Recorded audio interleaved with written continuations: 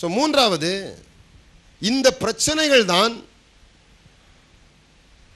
நம்முடைய கருவிகள், நாம் நம்முடைய எதிர்காலத்தை வணைந்து கொள்ளுகிற கருவிகள். நான் சொன்ன உங்களுக்கு எல்லாருக்குமே சவால், எல்லாருக்குமே பரிசு அறிவிக்கப்பட்டிருந்தது, எல்லாருக்கும் ஒரு பரிசு சொல்லப்பட்டிருந்தது. ராஜாவுடைய மகா,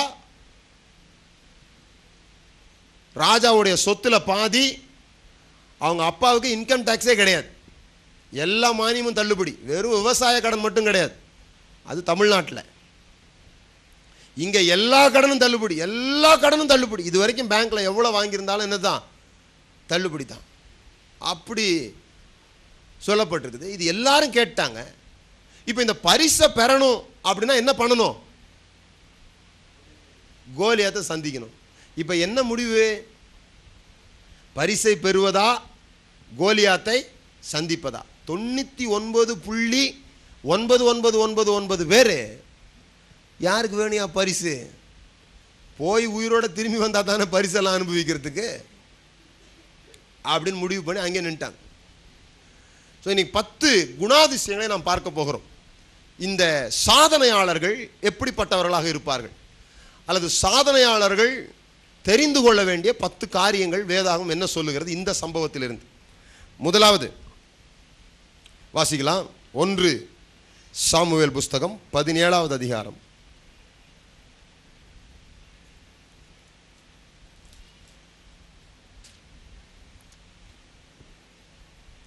14வது வசனம். தாவீது எல்லோருக்கும் இளையவன், மூத்தவர்களாகிய அந்த 3 பேரும் சவுலோட கூட போயிருந்தார்கள். மூத்தவர்களாகிய 3 பேர் யாரோட போயிருந்தார்களாம்? ராஜாவோட. எதுக்காக போயிருந்தார்கள்? யுத்தத்திற்காக. ஆனால் யுத்தம் பண்ணலன்றது வேற விஷயம். இங்கே நம்ம கவனிக்க வேண்டியது என்னன்னா, தாவீது எல்லோருக்கும் இளையவன். முதல்ல நீங்கள் ஒரு விஷயம் புரிஞ்சுக்கணும். சாதனையாளர்கள் எல்லோரும் முதலிலேயே சாதனையாளர்களாக இருந்ததில்லை. எல்லாம் பக்கத்தில் பார்த்து சொல்லுங்க. சாதனையாளர்கள் எல்லோரும் முதலிலேயே சாதனையாளர்களாக இருந்ததில்லை. இப்போ பக்கத்தில் பார்த்து சொல்லுங்க. நாம் இன்னைக்கு இல்லை, அதனால இல்லாமலே இருக்க போறதில்லை. எல்லாருக்கும் இளையவன். ஆனால் ஒரு நாளில் பார்த்தீங்கன்னா எல்லோருக்கும் மூத்தவனாக மாறிட்டான். எல்லாரும் சல்யூட் அடிச்சுட்டு போகிறாங்க. அப்போது சில பேர் நினைக்கிறாங்க அதெல்லாம் வரோம் பிரதர், அதெல்லாம் நல்ல குடும்பத்தில் பிறந்திருக்கணும், அம்பானிக்கு பிள்ளையாக பிறந்திருக்கணும், அப்போ தான் ஏதாவது செய்ய முடியும். அம்பானி யாருக்கு பிள்ளையாக பிறந்தாருன்னு யோசிக்கிறது கிடையாது. அவர் சொல்கிறாரு நான் எங்கேருந்தோ வந்தேன், ஒரு துணி வைக்க வந்தேன்றார், அதை விட்டாங்க. இவரை பார்த்துன்னுக்குறாங்க, இவர் மாதிரி பிறந்தா நம்ம ஏதாவது செய்யலாமா?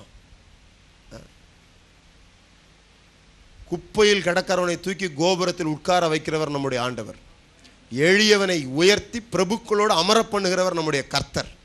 அவரை நம்பணும். அப்போ முதலிலேயே யாரும் சாதனையாளர்களாக இருப்பதில்லை. ஏற்கனவே இந்த கதை உங்களுக்கு சொல்லியிருக்கிறேன், இருந்தாலும் இன்னொரு முறை சொல்கிறது நல்லதுன்னு நினைக்கிறேன். ஒரு ஊரில் டூரிஸ்ட் போன இடத்துல, டூர் வந்த இடத்துல வழக்கமாக கேட்குற மாதிரி ஒருத்தர்கிட்ட கேட்டிருக்காரு. அந்த ஊரில் டீ கடையில் உட்காந்துருந்த ஒரு பெரியவர்கிட்ட, ஐயா இந்த ஊரில் பெரிய மனுஷர்கள் யாராவது பிறந்திருக்கிறாங்களா அப்படின்னு கேட்டார். இப்போ விருதுநகர்னா யார் ஞாபகம் வரும் நமக்கு? அப்படி ஞாபகம் வருதில்ல. ஒரு ஊரை சொன்னால் போர்பந்தர்னா யார் ஞாபகம் வரும்? அது மாதிரி கேட்குறாரு இவர், ஐயா இந்த ஊரில் யாராவது பெரிய மனுஷங்க பிறந்தாங்களா அப்படின்னு கேட்டார். உடனே அந்த தாத்தா ரொம்ப நிதானமாக சொன்னாராம், இல்லை இந்த ஊரில் எல்லாருமே குழந்தைங்களாக தான் பிறக்கிறது அப்படின்னு. இந்த ஊரில் அப்போ பிறக்கும்போது எல்லாருமே எப்படி தான் பிறக்கிறோம்? குழந்தையாக தான் பிறக்கிறோம். அதனால தான் நான் சொல்கிறேன், கொண்டு வந்தது ஒன்றுமில்லை, கொண்டு போவதும் ஒன்றுமில்லைலாம் சொல்லாதீங்க. நிறைய கொண்டு வந்தோம் வரும்போது. நல்ல மூளை, 2 கை கால், கிட்னி, லிவரு, ஏராளமான திறமை, அறிவு, இதெல்லாம் பிறக்கும் போதே உள்ளுக்குள்ளே என்ன வச்சுட்டார் ஆண்டவர்? டெபாசிட் பண்ணி அனுப்பிச்சிருக்கிறார். அதனால் ஒன்றுமில்லைன்னு சொல்லக்கூடாது. என்னத்தை கொண்டு வந்தோம், என்னத்தை கொண்டு வரல. இந்த 2 கையும் கொண்டு வரலன்னா இன்றைக்கி நீங்கள் ஒன்றுமே செஞ்சுருக்க முடியாத. எல்லாம் கொண்டு வந்தோம், எதையும் கொண்டு போகிறதில்ல, அது என்னமோ உண்மை தான்.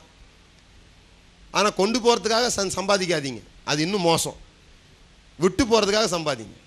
நல்லவன் தன் பிள்ளைகளுக்காக ஆஸ்திகளை சேர்த்து வைக்க. நல்லவன் எல்லாத்தையும் கொண்டு போகிறான்னு கிடையாது, நல்லவன் விட்டு போகிறான். எதுவுமே விட்டு போகலன்னா எப்போ செத்தாரு எப்போ அடக்கம் பண்ணாருன்னே தெரியாது. யாரும் பின்னால் கூட வர்றதில்லை. பசங்க போய் சொல்கிறது கூட கிடையாது எங்கள் அப்பா செத்து போயிட்டாருன்னு. அவர் எப்பா கொண்டு போய் சீக்கிரம் முடிப்பா, அவரை ரொம்ப செலவெல்லாம் பண்ண முடியாதுன்றாங்க. அப்போது நீங்கள் சாதிக்கிறவர்களாக இருக்க வேண்டுமானால் முதலிலே ஒன்றை புரிந்து கொள்ள வேண்டும். நீங்கள் சாதிக்கும்படியாக தேவன் உங்களை அபிஷேகம் பண்ணியிருக்கிறார் என்பதை புரிந்து கொள்ள வேண்டும்.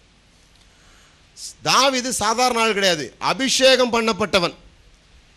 அதற்கென்று தேவன் அவன் மேலே என்ன பண்ணியிருக்கிறாரு?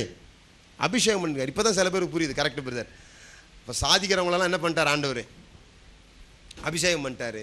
என்ன அபிஷேகம் பண்ணலை, அதனால தான் நான் என்ன பண்ணல, சாதிக்கலை. அடுத்த பாயிண்ட் வந்து